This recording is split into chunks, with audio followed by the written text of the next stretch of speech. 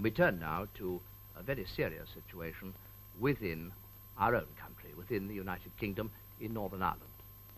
Now, the activity of the IRA, the Irish Republican Army, as it's called, over the past few years has been pretty irregular. From time to time, there have been acts of violence on the border between Northern Ireland and the Irish Republic.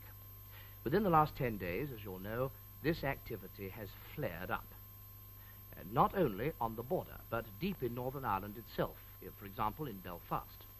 £80,000 worth of damage was done by violence on Wednesday and Thursday of last week. And so we have now, virtually on our own doorstep, something like the terrorism to which we've grown accustomed in countries much further afield. Now, the people of Northern Ireland, of course, are deeply concerned about this situation, and none more so than the man who heads the Northern Irish government, the Prime Minister, Lord Brookeborough. Now, Lord Brookeborough has come today from Belfast by air in reply to an invitation from us to speak in Panorama tonight. I don't need to tell you, Prime Minister, we're very glad to welcome you here. Thank you very much. Could you tell me now, this whole situation, is it the same old thing blowing up all over again, or is there something new in this? Well, it's accentuated because we've had to endure these sort of attacks for a very long time. A few months ago, the attacks were deployed against the military installations with the very stupid idea that by so doing they could defeat the British Army and that we Ulster folk would go like sheep into a country that we consider a foreign country. They're not members of the British Commonwealth. But now, just recently, this is hotted up. In the last week, we've had attacks on military barracks, on the BBC, on radar, which could be used for air-sea rescue. They didn't succeed there. On courthouses, and further than that, attacks on police barracks, and in consequence, attacks on individuals and endangering individual lives. That is how it's developed since. I've had a message only just a few minutes ago from home to say that an attack is actually taking place on a police car quite near my home. At this moment? At this very moment. What has happened, I don't know. I may know later on. But that'll give you an indication of the state. Now, an attack took place at Lisnaskea, which is the centre of my constituency, and 6 miles from my home. And during that attack, the barracks were blown in, there were no lives lost, but a very worthy clergyman living opposite had his bed and himself blown across the room.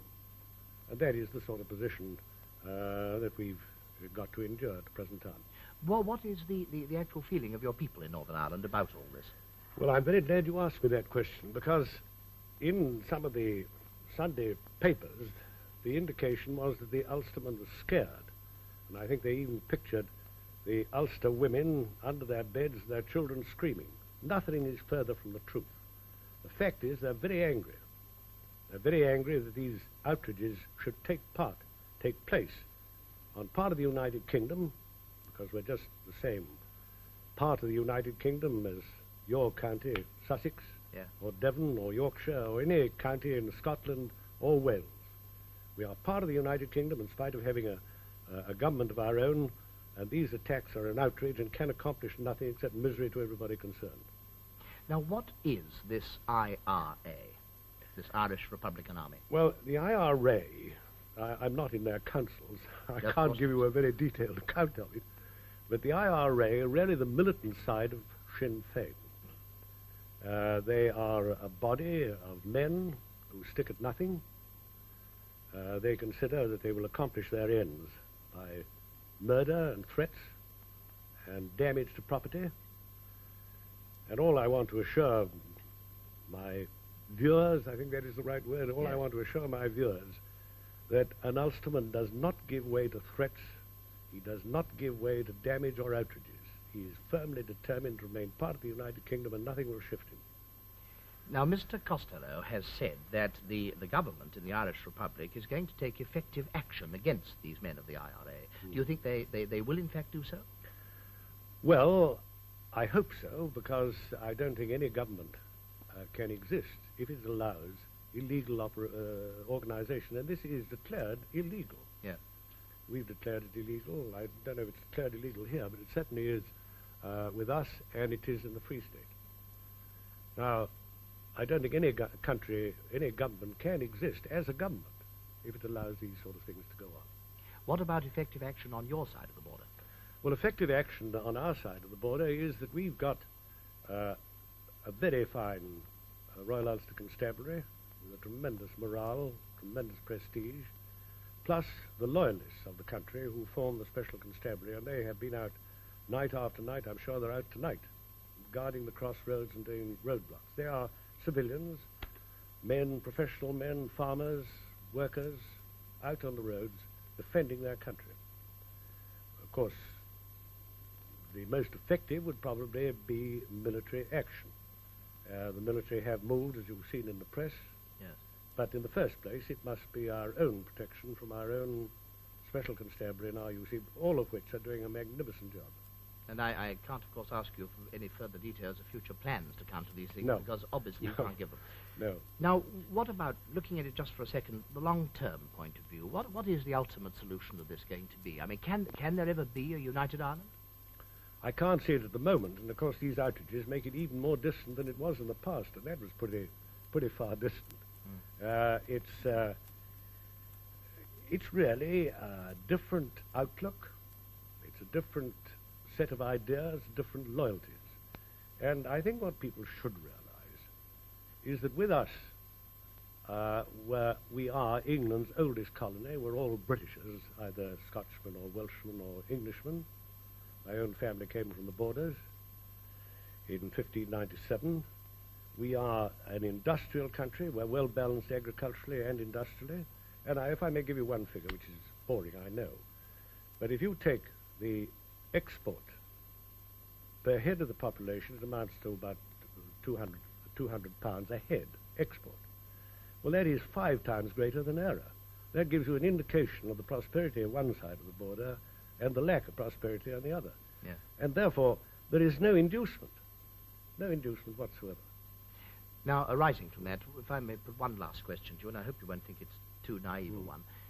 Why, other perhaps than considerations of economics, but why is it that your people in Northern Ireland do so much want to stay and keep with us? I think really my last answer covered that we are Britishers in outlook. Yes.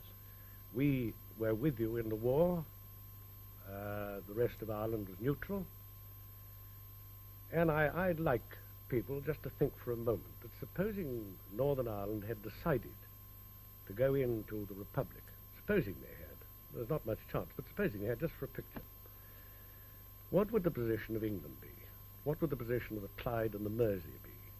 And do people realize that one of the main bases in the anti-submarine campaign was at Derry? And only yesterday, I think the commander of the NATO forces saw the great danger of these vast Russian submarine construction. And there is the opportunity of having that base at Derry. Did a magnificent job during the war. The Bay of Biscay could not have been patrolled had it not been for Northern Ireland and so on. So that from that point of view, let alone the economic one, where our total trade is some 520 million, which is a considerable help in the economic drive. Yeah. But you asked me... Whether you had a reason other than those. Yes, a reason other than those. What was the long-term solution? Well, the solution is, as I've often said, the same solution as exists between America and Canada in a very much bigger way. That is to say, an understanding of each other's point of view, of their loyalties, accepting those, but working together. That is the solution. Now, curiously enough, you asked me that question. That is the question that was asked me in America. And